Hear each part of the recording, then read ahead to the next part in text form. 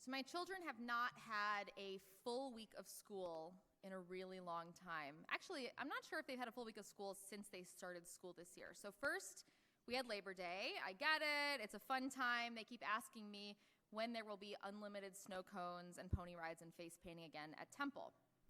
Then we had the high holidays. Amazing, inspiring. And this week, once again on Monday, my two kids woke up and gleefully parked themselves on the couch in their pajamas. Well, why no school? Well, Sukkot, right. But after we forced them outside to play in the crisp fall air, it became clear that my children were not the only ones who had a day off. Now, the neighborhood was filled with them.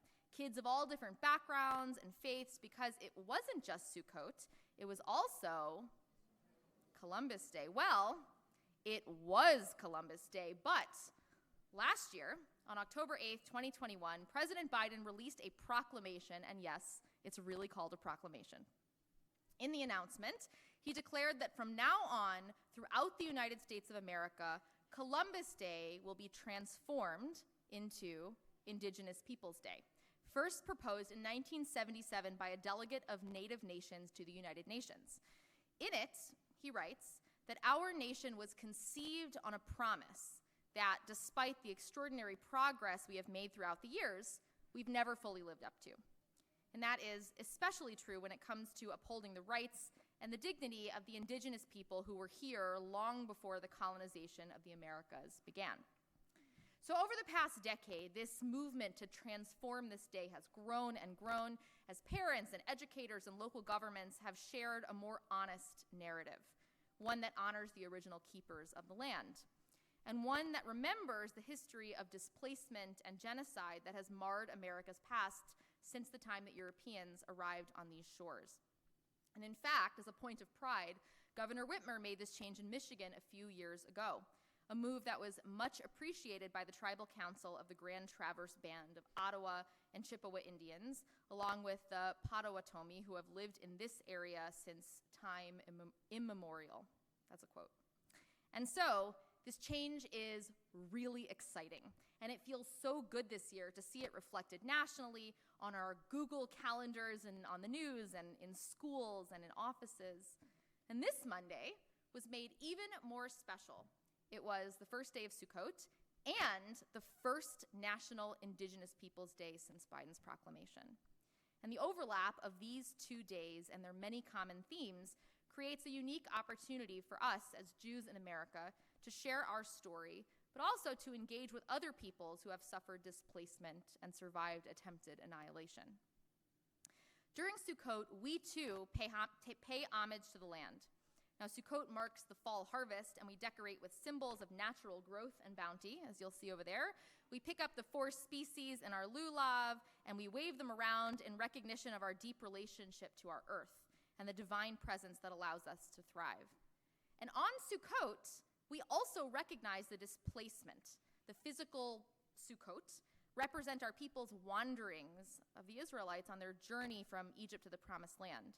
So similar but different. Sukkot is about remembering liberation and the journey to freedom, while Indigenous Peoples Day is about remembering and recognizing violence and settlement and colonization. Most of us did not come here like Columbus, explorers searching for riches and fame.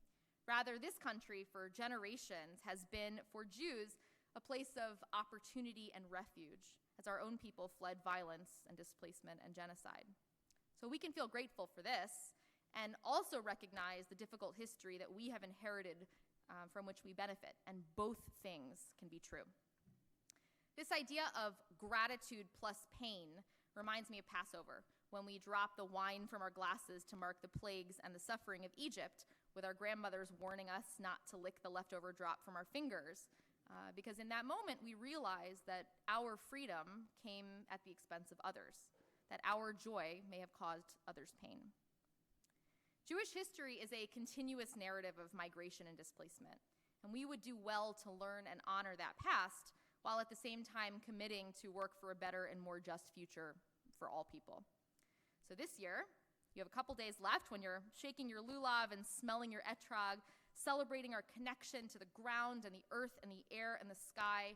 remember where we came from. We were wanderers, praying for a home where we could be free. But also remember where we stand and at what cost. So I want to end my remarks tonight by sharing a part of a poem that I absolutely love, written by our past poet laureate, Joy Harjo, who was the first Native American woman to serve in this role. And she writes, "Recognize whose lands these are on which we stand. Ask the deer, turtle, and the crane. Make sure that the spirits of these lands are respected and treated with goodwill. The land is a being who remembers everything. You will have to answer to your children and their children and theirs.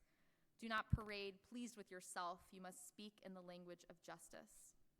We give thanks for the story, for all parts of the story, because it was by the light of those challenges we knew ourselves. We asked for forgiveness, and we laid down our burdens next to each other." So in that spirit, I wish you Moedim L'Simcha, Shabbat Shalom, and happy Indigenous Peoples Day.